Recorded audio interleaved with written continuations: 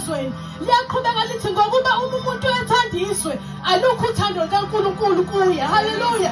Bese lithi izwe liyadlula kanye nenkanuko yalo. Haleluya.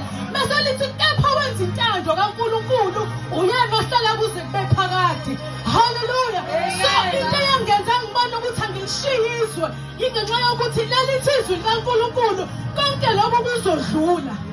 Haleluya. So bazalwane singadideki uJesu uyakwazi ukubamba umuntu omusha ambambe ukhona usindise usemhlabeni. Haleluya.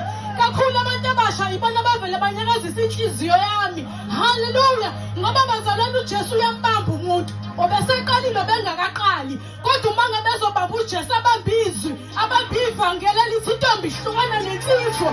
Haleluya. Ikhona usindiswe. Haleluya.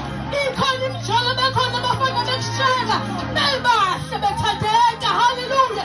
Kodwa ukhona usindiswe. Haleluya. Ngabazalwane umshado wangifita ngalindela. Haleluya. Futhi ngangasindisela umshado mina. Haleluya. Ngasindiswa nje. Yayibona lento yokukhona kuze kwaze kukhona